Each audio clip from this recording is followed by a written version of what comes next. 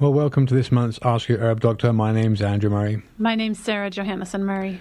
For those of you who perhaps have never listened to the show, which runs every third Friday of the month from 7 till 8 p.m, we're both licensed medical herbalists who trained in England and graduated there with a degree in herbal medicine. We run a clinic in Garberville where we consult with clients about a wide range of conditions and recommend all herb supplements, nutritional counselling, etc. So you're listening to Ask Your Herb Doctor on KMUD Garberville 91.1 FM, and from 7:30 until the end of the show at 8 o'clock, you're invited to call in with any questions, either related or unrelated to this month's subject of exploring alternatives. If you're listening and you want to call in after 7:30 or even before, the number here if you live in the area is 923-3911, or if you live outside the area, the toll-free number is 1-800-KMUD-RAD, which is 1-800-568-3723, and we'll give those numbers out during the show. Okay, so once again, just want to introduce people to our main guest speaker, Dr. Ray Peat. Are you there, Dr. Peat? Yes. Okay, thanks so much for joining us again. As always, and as hopefully there are new listeners to the show, I know there's lots of other people who listen to the shows repeatedly and or who listen to the podcast, but for those people who perhaps have never heard your voice or read any of your work, would you just outline your academic and professional background for those people so that they can get a good sense of who you are?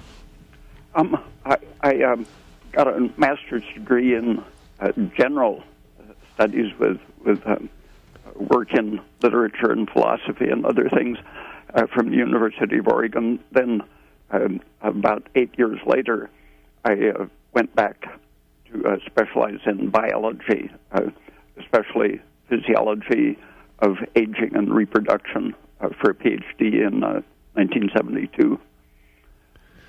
Okay. All right, well, let's start the show then. So in your recent newsletter, which was entitled Comments on Cancer Therapy, you coined the phrase, I think it was you, I'd not heard it before, but you coined the phrase trustanoia in response to your definition of paranoia, that being the belief that powerful forces are trying to harm you. In the former, trustanoia is the irrational belief that those in power are working for your benefit. So in trustanoia, then, a carefully sculpted directive and narrative has been foisted on us in the form of powerful entities, often protected from prosecution, as in the case of vaccine makers, for example, who tell us they have the answer and only they can help us, just like the governments generally do, with the usual results being inefficiency and waste. But the medical industry, in particularly, their failed war on cancer, along with all the other wars, has yielded few results at the cost of countless suffering and death. And you outlined a chronology culminating in the infamous Carnegie and Rockefeller foundations, which a lot of people listening, perhaps the alternative populations, have certainly heard about, especially with the Rockefellers and their central banking. So this was at the beginning of the 20th century, then. This was pivotal in the establishment of these powerful institutions of the false religion of the mechanistic biology, as opposed to holistic and relevant research, which you constantly bring out, which has only just emerged in publications and theories from eminent scientists, of whom you've previously mentioned, from Gilbert Ling to Gerald Pollack and the others, and the other scientists like Mei-Wan Ho and the others that Brad and Jeremy have been busy interviewing in their coming expose on the back of a tiger, which we're all waiting for. Can you discuss the shift in perception that's occurring away from the dogma which has been upheld for so long? First I want to mention that the word trustanoia was, I think, coined by Laura Nader, anthropologist. But the shift of perception, I think it's only partial. In biology, there's a lot of good science that's picking up or continuing from the ideas that were suppressed around the Second World War, when those institutions, including the medical establishment, which fused itself with state power and the foundations, the science that was being developed by the government for warfare was shifted over to take advantage of these mechanistic ideas that medicine had developed.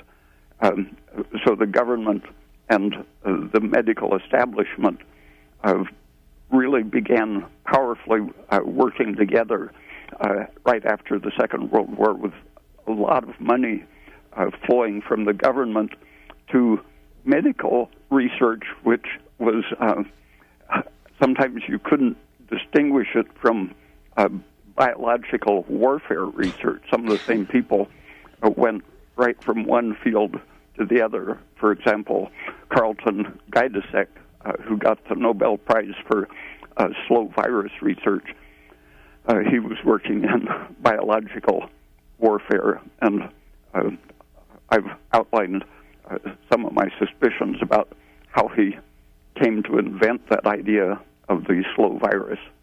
I suspect it was a cover-up for the effects of radiation on the brain and other organisms, rather than this hypothetical virus that Gajdusek invented.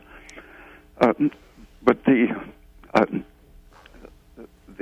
dogma has essentially denied all of the traditional ideas of biology and the nature of life to impose the idea that things are predefined from Gregor Mendel in the 19th century. The idea of the gene was gradually used to deny that plant breeders and animal breeders were really changing the plants. If they seem to be producing big animals from little animals, or big plums from little plums, the most radical changes they were producing, rather than being adaptive to the environment. The textbooks at the time I was in graduate school said, well, these were genes that really existed previously. Now, we've just, for the first time in science, we have simply revealed that there were genes for these traits, which the plant and animal developers seem to be producing. So it seems that there were these secret genes that explained everything. It really was sort of a magic act or metaphysics. They made up the story as they went along to explain things that really could more easily be explained by the idea that the organism is highly adaptive. And the gene idea allowed people to work, create changes in the DNA so that they could now produce engineered organisms. After 100 years of denying that there really was any adaptation, they said, and now that we're in control of the genes, we'll make organisms the way we want them. But they were claiming that it was purely in the genes and that they could control it, so there was no danger of things being unpredictable or going wrong. And people like Barbara McClintock, who in the 1940s and 50s, she was demonstrating that organisms can change their own genes to adapt to situations. So the idea of being determined by their genes was exactly turned on its head by her and other people who showed that the organisms change their own genes in an organized way. So what do you think is going to happen with genetically modified organisms? Do you think they're going to start changing the genes that have been put in them? When you realize how ignorant the molecular biologists and molecular geneticists have been, you have to worry that things could be much, much worse than anyone so far has suspected. James Watson, of Watson and Crick, who invented the structure to explain the double helix of DNA, he's now 88 years old. And just a couple of weeks ago, he was quoted in the New York Times as saying if he was starting over to understand cancer, he would not study molecular biology, he would study biochemistry. He said he never thought he would have to learn the Krebs cycle. He said, now, just a couple months ago, I decided it would be necessary. But the arrogance of these geneticists meant that they simply didn't have to know anything at all about biology. Purely reductionist thinking. Yeah. Huh.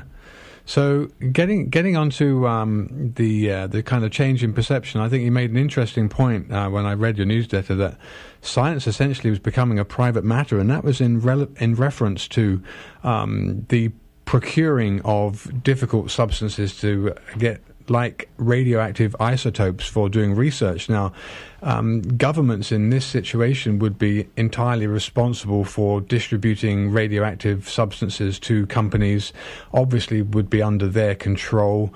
They would largely be able to, I would think, predict the outcomes which they wanted to find in terms of having complete control over this material. It's not like you can just get radioactive isotopes from anywhere and do your own research and find information contrary to what it is they might want to tell you about the supposed safety, perhaps, of some of these things. But that was pretty interesting. And then the talking about the application of various medical approaches being very closely controlled by a fairly large overseeing industry, which we'll have mentioned, the medicine industry as being exactly that, and extremely lucrative, profitable, and to be very much protected from any assaults. And this is where you also made reference to in the early stages of the formation of doctors and the industry.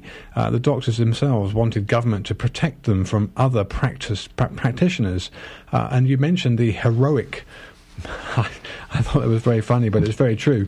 The heroic medicine that was practiced by these early doctors included using mercury, bleeding, vomiting, diuresis, enuresis, and all sorts of purgative mechanisms by which some, if not quite a large proportion of patients died, and then, of course, turned to alternatives because the doctors were being so blatant about what they're doing and overtly killing people that whether it was the local folk medicine or midwives or other people that had various skills in different areas and were definitely used before that.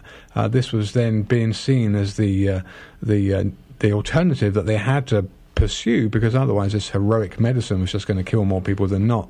So, recently, anthropologists were able to identify the places where the Lewis and Clark expedition had camped by finding so much mercury in the soil.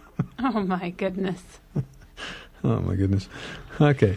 All right, so just in terms of the protectionist, you would almost call it a racket. I mean, I'm sure it is a racket. I think that's probably the best term for it, actually.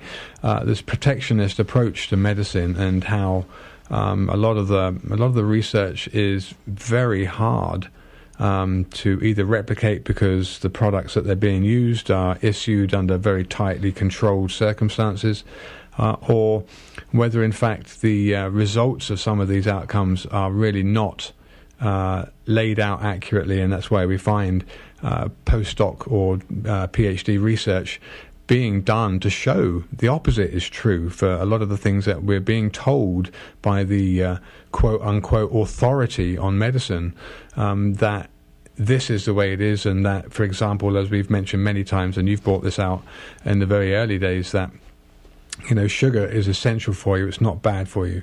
The same goes for salt, the same goes for saturated fat, and all these lies that they would have us believe when actually there is evidence which is done by very credible scientists and PhD researchers. So the fact that the authority out there is a quote-unquote authority doesn't mean to say that you have to believe it. And this, I found that very funny. I'd never heard the trust-a-noia quote before, so that made me chuckle quite a bit, because the opposite generally in questioning society is paranoia that they're doing something that's not good for us. I know here, especially on the west coast of California, we look up at the skies and we look at the chemtrails and we see them spreading out, and we're just like, that is not normal. We read about and hear about fluoride in the water, and we're very skeptical on what that pulled out of the water. There's no reason for it at all to be in there, and the research shows that it's very damaging. There's many other instances where the supposed authority and the government that most people definitely shouldn't look at as being the final say in anything, has total control over this. So it's always very good to be skeptical and not just accept what they're saying as a truth, but really do your own research. And that's why we love having you on the show, Dr. Peat, because you've done a lot of this research and you've brought out so many things that have illuminated a lot of seemingly obvious facts to people when they read the research. So go ahead.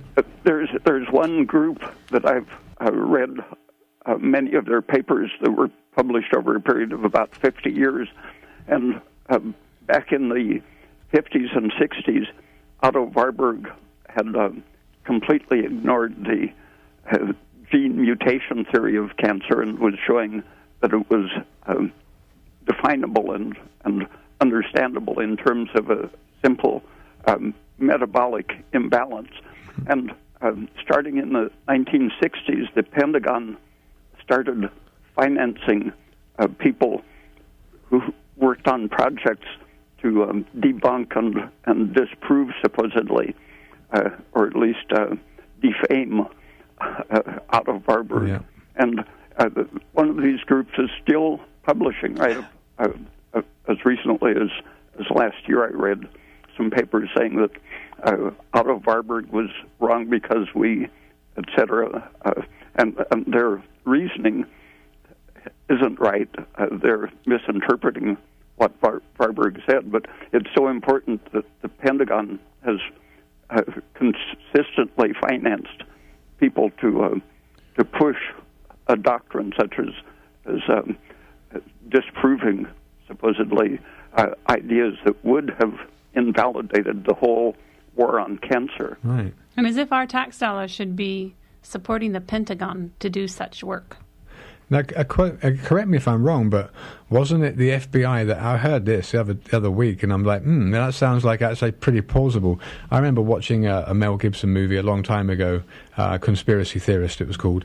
Now, and I heard also that the FBI were the organization that coined the term conspiracy theorist just to give people the one-word phrase that would debunk any person who was coming out with some fairly very controversial and surprising news about something that was supposedly accepted as fact, and that it was just regularly used as a kind of method of invalidating anybody who had any sense of a truth that was looking in the opposite direction. So the word conspiracy theorist on its own right was coined by a kind of government agents to turn this on its head.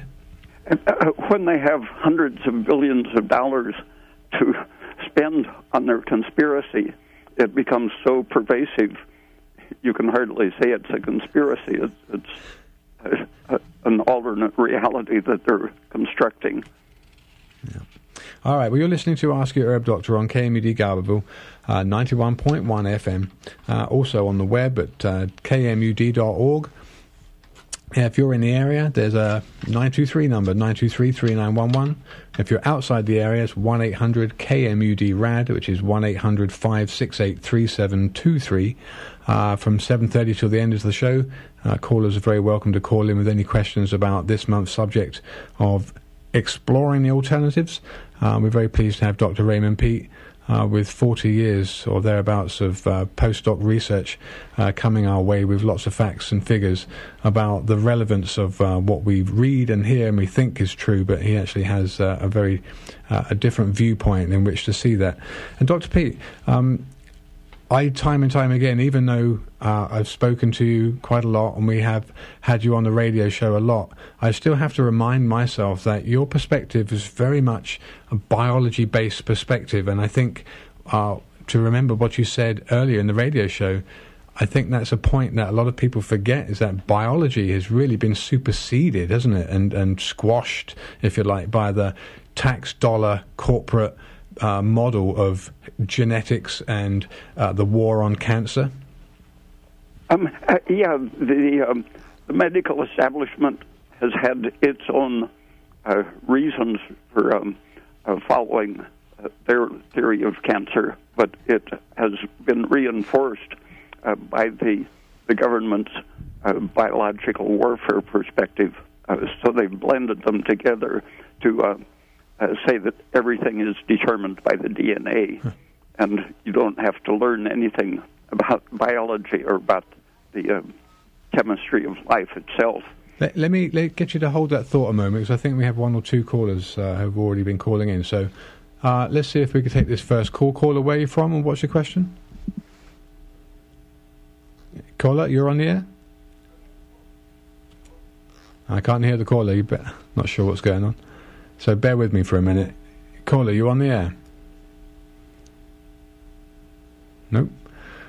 Ask the doctor if he could talk about any alternatives for emphysema, as opposed, something other than the pills that they give and the respirators that they give.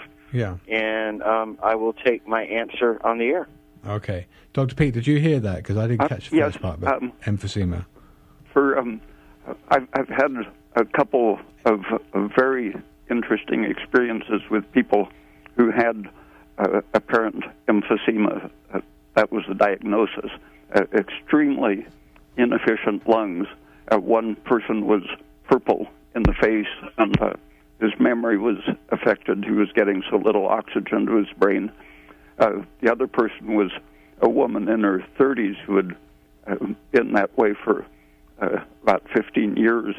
And in the woman's case, it started when she had multiple estrogen injections when she was about 20. And that got me reading about the history of experimental emphysema. And they found that they could produce it, reduce the ability of the lungs to absorb oxygen by 90% in just an hour after an injection of an excess amount of estrogen. And in the case of the man, I suspected that it was a combination of too much unsaturated fat in his diet, increasing his estrogen actions and decreasing his thyroid function. So I gave him some progesterone and pregnenolone and I think a little thyroid. And in 2 weeks, the next time I saw him, that was in Toluca, altitude well over 8,000 feet. And his office was upstairs in a building without an elevator. And 2 weeks after he was sitting puffing and purple, and he took me around the city, took me up to his office, just zooming up the ramps, 82 or 3 years old at that time, and fully functional lungs as quickly as 2 weeks. Wow. The young woman tried different things, but she noticed that she felt better when a doctor prescribed Armour thyroid, and she kept talking him into giving her bigger doses, got him up to 5 grains, and she was feeling pretty recovered. But she went to another doctor and got another 5 grains from him, and with the third doctor, each prescribing 5 grains as what they considered a maximum dose. She recovered completely over a period of 2 or 3 months. Wow. With 15 grains of thyroid a day. But if you don't activate the thyroxine in Armour Thyroid, which is 3/4 of the active material, you're only getting 1/4 of it. So, in effect, she was only getting about 4 grains of activity. Right. So you're looking at emphysema in both of these cases then as really as an energy depletion and or factors that are contributing to inflammation and calcium influx being pushed back by thyroid hormone? There were animal studies 20, 30, 40 years ago in which progesterone resolved their emphysema. And pregnenolone and progesterone both allow cells to handle water properly so that they don't swell up and so that they retain normal elasticity. Right, got it. We do have another caller on the air, so let's take this next caller and see where we're going. Caller, you're on the air. What's your question? Hi, I had a question. What do you think of using the anti-adrenaline drug clonidine to reduce adrenaline at night? I've read of some people's experience with using 100 microgram dose and it working quite well. So, I guess we'll start with that. Yeah, what was the name of that? Clonidine. Quinidine. Guanidine. G-U. Clonidine. Oh, clonidine. An anti-adrenaline drug. Clonidine, maybe. CLON. Yeah. Okay. Oh, yeah, that's a blood pressure lowering drug, too. Sometimes, a low thyroid person sometimes compensates by producing gigantic amounts of adrenaline just to keep running.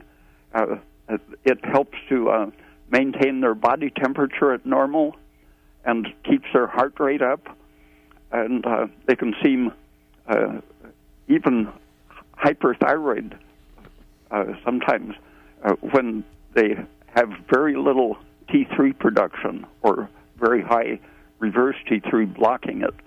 And when these people have their daily adrenaline measured in their urine, some of them are making 30 or 40 times more than the normal amount just to compensate for hypothyroidism. And those people, they often feel a great reduction of anxiety and tension, pressure, and so on. But since the adrenaline is compensating in many ways, keeping their blood sugar up, it's important to be very cautious when you oppose the adrenaline, because it can sometimes give you asthma or low blood sugar. Because of it swings the other way. You're talking about it kind of crashes. Yeah. Do you think that do you think it could be used safely at a dose such as 100 micrograms? Does that sound like a reasonable dose? Do you know? I've never experimented with it myself. I don't know what the right dose would be. Okay. I've also read that it actually lowers cortisol as well. So do you think that would be in a direct fashion or indirectly as perhaps a result of it lowering the adrenaline? As adrenaline in chronic excess is also highly stressful in the organism, can definitely keep the cortisol high. The cortisol generally follows a period of excess adrenaline. So if you take your adrenaline down, it might let you lower your cortisol unless you lower your glucose too much, and that can increase your cortisol. Yeah, salt and sugar are great ways to lower adrenaline. I recommend that to people who are performing and they get anxious before they perform. Tell them, stir in a little salt in a glass of orange juice. It works great. Okay, well, thanks for your call. Okay, thank you. Okay, so it's 7:30 here. You're listening to Ask Your Herb Doctor, KMUD, Garberville, 91.1 FM. The call-in number for this area here is 923-3911. Or if you live outside the area or you're on the web, 1-800-KMUD-RAD, which is 568-3723 for your calls, and Dr. Ray Peat is our guest. Okay, so Dr. Peat, I guess moving on, I wanted to ask you a little bit about epigenetics then. So you've mentioned the study of epigenetics, which is currently getting quite a lot of attention as providing clues to many different pathologies stemming from environmental origins or ingested pollution, both atmospheric and dietary. Now, we fully understand the world we live in now as far more toxic than the world the Native American Indians, for example, lived in, with cancers and diabetes almost unknown then, but which now are commonplace. It's important now than ever to make sure you're eating organically raised food, drinking organic milk and juices. You mentioned orange juice a lot, as well as clean filtered water, and the same goes for the water you bathe in, with added fluoride causing known cancers. From a holistic perspective, there exists a very real mind-body connection between your thoughts and your health that we've mentioned in previous shows, and the convincing benefits of meditation or stilling the mind being healing. What do you see as the mechanisms by which this acts in terms of meditation? Because I know you have a biological perspective. And you're telling me there's another caller there, eh? Oh, okay. Let's hold that thought for a second if you can retain what I've asked you. But let's take this next caller. Caller, you're on the air. Where are you from? Yeah, I'm from the Laytonville area. Okay, what's your question? I was wondering, I read an article recently, and it said it was about the duality of taste buds. Of taste buds? Yeah, okay. It was written by, I think you pronounce it rhinosinusitis doctor. Rhinocyte? No. Rhinosinusitis. Rhinosinusitis. Rhinosinusitis?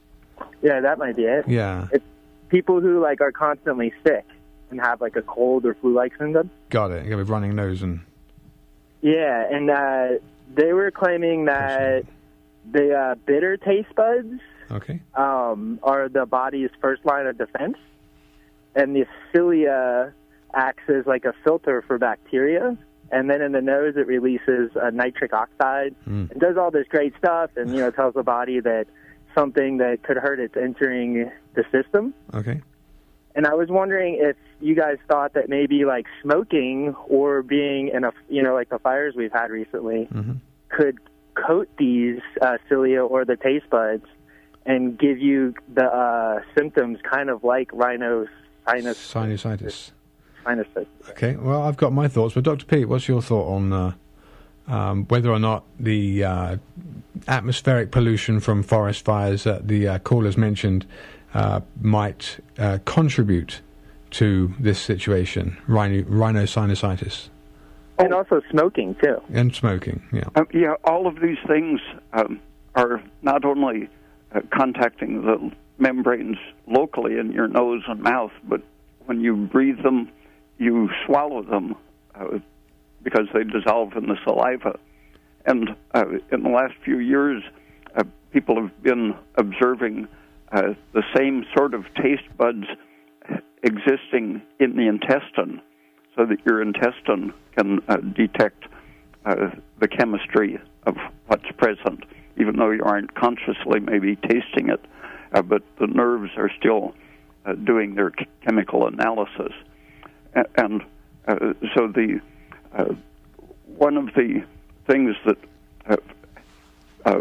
enterologists have been noticing for 100 years is that the inflammation of the nose and throat very often starts in the intestine. If you have a chemical irritant or a stretching from gas or constipation or a viral or bacterial infection, there can be no toxin or germ present in your nose, but the nose will get inflamed and start running, and then later, after the inflammation is underway, then it can pick up germs. But there's a very close integration between the respiratory system and the intestine. So things that you've eaten will affect the rhinitis. And that's something that people often neglect. They'll take vitamin pills thinking that it'll help their immunity or their allergies. But I've seen dozens of people who recovered from their chronic runny nose when they stopped taking their vitamin and mineral supplements. Is there anything you would recommend to take? Or food to eat? Avoiding irritating foods, green salads, uncooked vegetables, and many seeds and nuts are always irritating, and some people can have a runny nose from just having a salad once a week.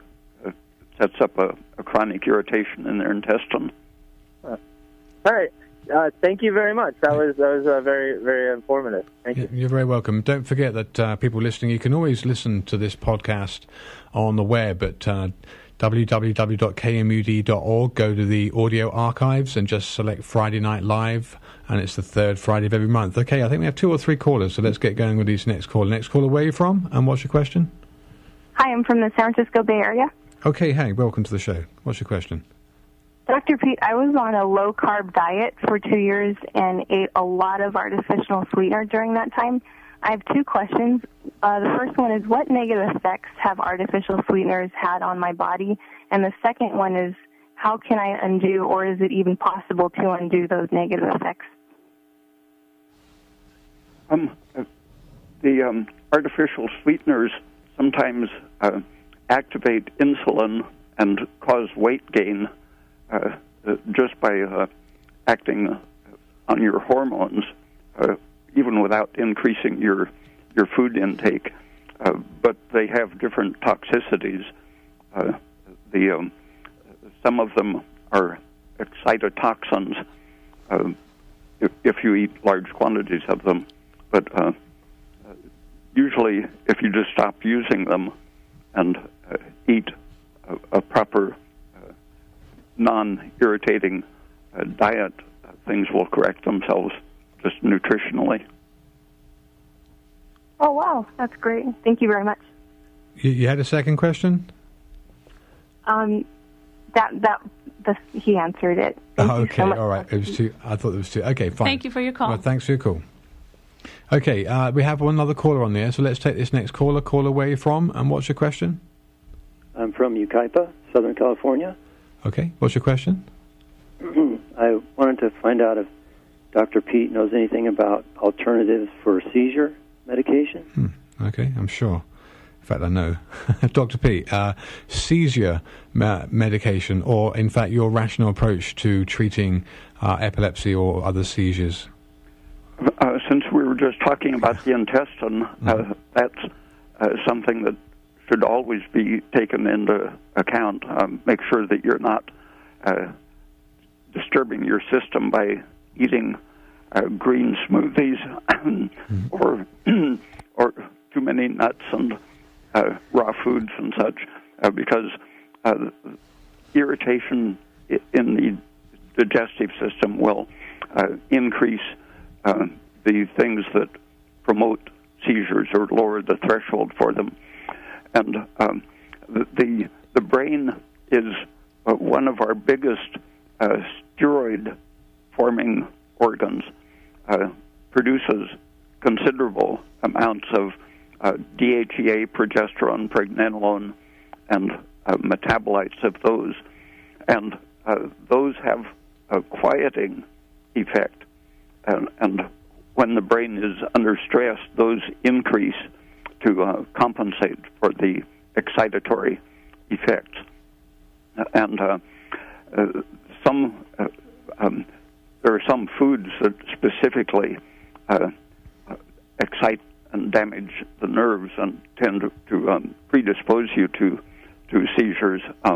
Amino acids, for example, including glutamic acid, aspartic acid, cysteine, and tryptophan are the worst amino acids for lowering the threshold. Supplements of progesterone have been used to reduce the sensitivity to various factors. The threshold to excitation and seizure increases in proportion to the amount of pregnenolone, progesterone, and several of the metabolites of these.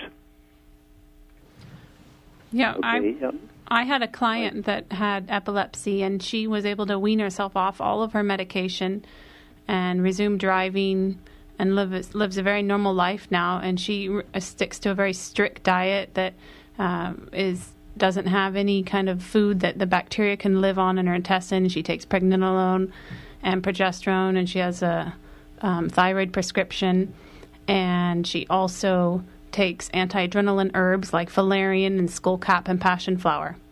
And she had grand mal seizures, didn't she? Yes. Yeah.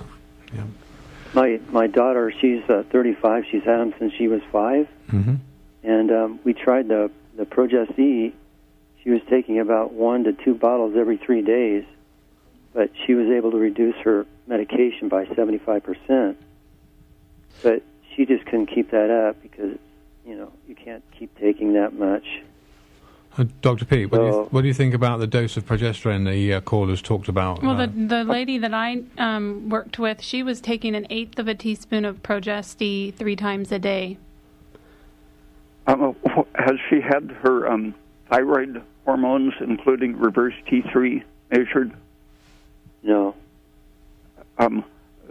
Those can, when someone is resistant to progesterone and needs extremely large amounts of it to feel right, it's usually because their liver is letting estrogen and the excitatory things accumulate, and so it takes a supernormal amount of progesterone to steady things. And if you eat the things that your liver needs, not too much of some proteins which contain the excitatory cysteine and so on, but for example, gelatin or glycine as an additive, shifting the balance away from the excitatory proteins towards more sugar, orange juice, for example, and making sure that your thyroid is letting your liver use the proteins efficiently to store sugar and eliminate the excitatory estrogen and other things. Yeah, I think I had another question. Go ahead, yeah. My hands, within the last 6 months, my hands have started to shake, and whenever I write with a pen, I have jerky movements, Mm-hmm. and I'm not smooth anymore. When I just relax my hand, it doesn't shake. But how quickly or slowly did it come on? It's gradual. Over what period of time? 6 months ago. 6 months ago. Okay, and so Dr. Peat, in terms of handwriting, changes in handwriting, is it? Actually, let me ask you first this: do you have a fine tremor or a coarse tremor? Do you notice if you put your hands out in front of you whether you visibly see any shaking or your hands by your side? Yeah, it's a very fine tremor. Very fine. So okay. And had you noticed this tremor before you noticed your handwriting change, or was your handwriting the clue? I was holding a book in my hand, and I noticed it that way. Yeah. Okay. Dr. Peat, in terms of excitation or muscular excitation, contraction, and tremors, what do you think about when you think about that physiologically? Vitamins and minerals are the first things I think of. I've known people who had what they thought was Parkinson's disease, and all they needed was, in one case, vitamin B12 did it immediately. Other people, magnesium supplements have a sudden steadying effect, anti-tremor. Sometimes more calcium and vitamin D will do it. All of these are antagonizing the excitotoxicity and that effect. Yeah. They're net anti-inflammatories. Yeah. And pregnenolone is always protective. Whenever you're under stress, you tend to use your steadying, quieting steroids faster, right. And sometimes just a supplement of pregnenolone can quiet things. Caller, did you take most of that down? Yeah, I'm going to actually listen to the broadcast afterwards, but I have one other question. Okay. Alpha lipoic acid, my daughter wanted me to ask about that. Right. Dr. Peat, what do you think of the sulfur-containing lipoic acid? I think it's one of the safer things, experimentally at least. Okay. There are some... You know what it does? In small amounts, I think it's safe to experiment with it. And what would it be used for, though? It is supposed to keep your glucose metabolism efficient. Biotin and lipoic acid and coenzyme Q10 and the various B vitamins work together. I'm sure there's some component of energy production in it too, because I noticed that in fitness and bodybuilding, that seems to be one of the many components that they advocate for. A supplement stack, if you want to call it that. I have one other question, if you don't mind. No, I don't mind at all, but we do have two more callers after you, so go ahead. Real quick. Yeah. Dr. Peat, you said that when you have higher T3, it can lower T4. If you're under stress, your reverse T3 goes up under the influence of cortisol, and if you lower cortisol, your reverse T3 just naturally goes down.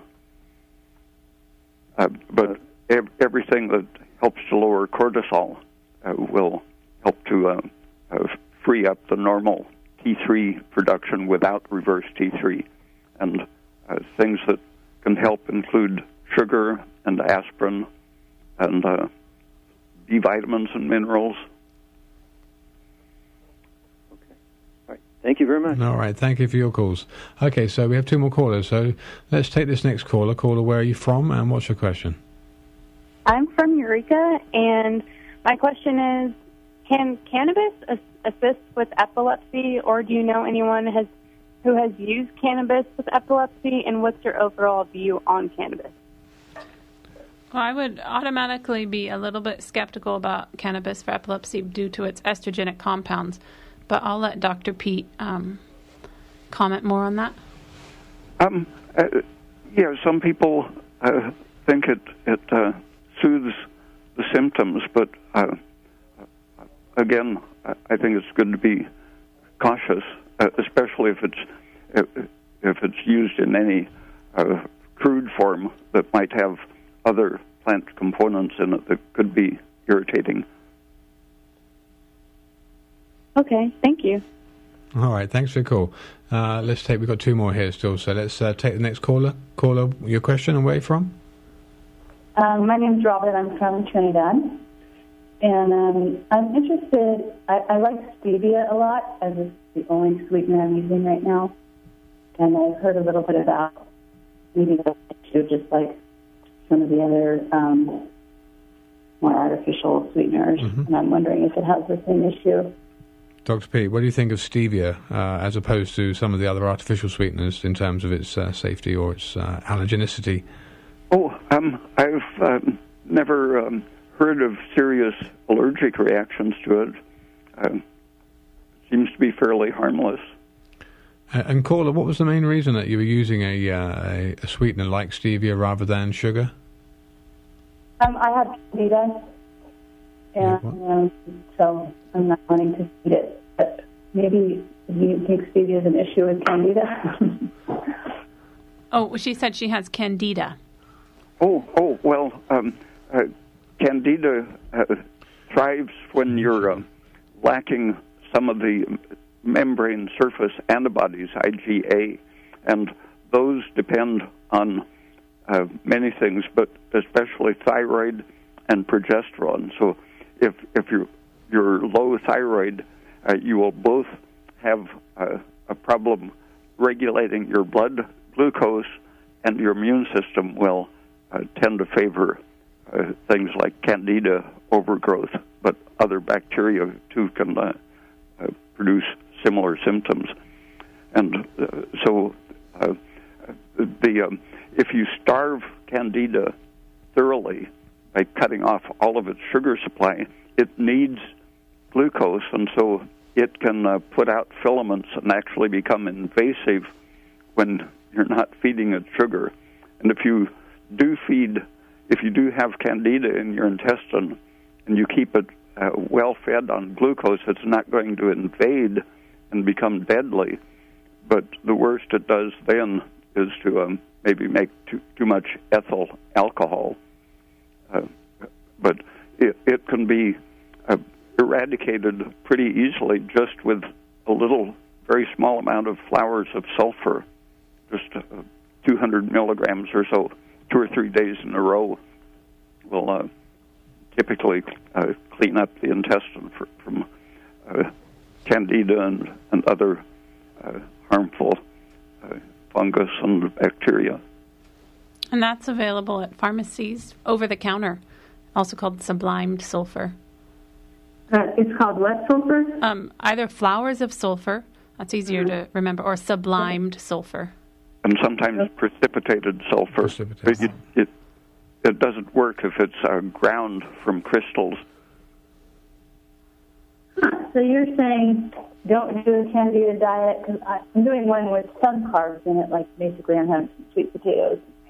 Coconut flour just cannot get ketosis, but you're saying don't even bother with that? Yeah, I think the main rationale for the approach to treating your candida is that if you actually starve yourself of glucose, you're probably going to put yourself at a disadvantage, because you will, by necessity of starving candida from glucose, you'll cause it to invade tissues more thoroughly to seek out sources of carbohydrate or other glucose stores, and actually you really want to just keep a normal diet, don't avoid and restrict sugar intake. But then if you use something as simple as flowers of sulfur, and I think Dr. Peat said 200 milligrams a day for 2 to 3 days, works pretty effectively. Which is just like a pinch, a large pinch. Yeah.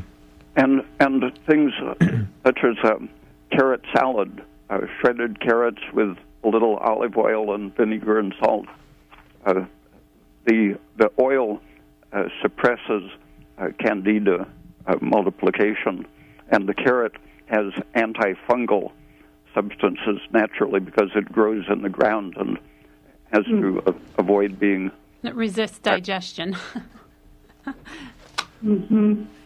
Yeah, I'm eating a lot of carrots. I'm eating all of those things. Did you say vinegar too, though? Well, yeah, and it has to be raw carrot. Right. Otherwise, it will be a food source for bacteria. Okay, we do have another caller, so thanks for your call. Let's take this next caller. Thank you. Caller, you're on the air. Where are you from? Honeydew. Honeydew. Okay, what's your call, caller? What's your question, sorry? Yeah, I'd like to know what is a safe hormone for a person that's transitioning to a trans female. Well, progesterone is feminizing. If it's in large amounts, it antagonizes the effects of testosterone. In France, there were studies 40 years ago in which women with whiskers, mustache and sideburns, and chest hair applied progesterone topically, and in 2 or 3 months, I think it was, they feminized their facial hair. And when a man takes just a moderate amount of progesterone orally, it stops the whisker growing or slows it greatly. And those French studies showed that it would reverse the differentiated masculine type bristly hair. And it's safe for men or women, unlike the estrogen that they use to produce breasts. There you go. So progesterone. What would be the dose for progesterone? It's an individual matter. The quality of your thyroid function and your diet and liver and so on affect your response to it. It's important to make sure that your thyroid is good. A low thyroid person can increase the risk of cancer if they use anything estrogenic. So what tests should be done? What tests? Yeah, to determine the dosage. Well, if you're wanting to reverse hair growth, you can use it topically and just watch for the effects. Uh-huh. And systemically?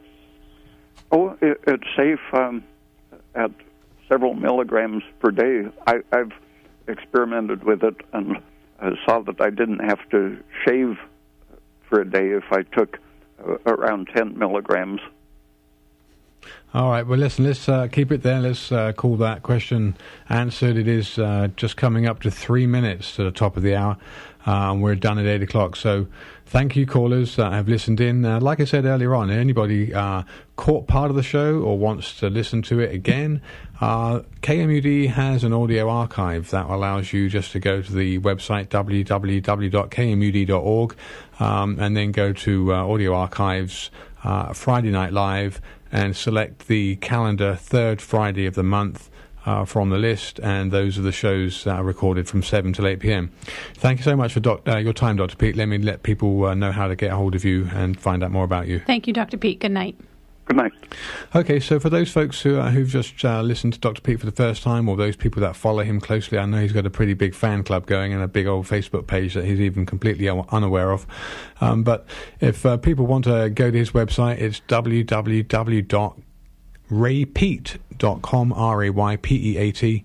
There's lots of fully referenced articles available on his website, and he's extremely well versed in his subject, so I encourage you to take full note of what he says and read what he has. He's not selling anything, and he's not seeking to gain political control or anything like that. So and he is aware of we have told him about these fan club pages that people put up about it. He's never looked at it. He's not associated with any of them. It's not at all social media relevant. Anyway, so thanks to those people that have called in tonight. As always, it's a pleasure to receive calls, and I know Dr. Peat gets pretty stimulated by people calling about different subjects, even if it's off topic. So until the third Friday of next month, wish you good night. Good night. Thank you for listening.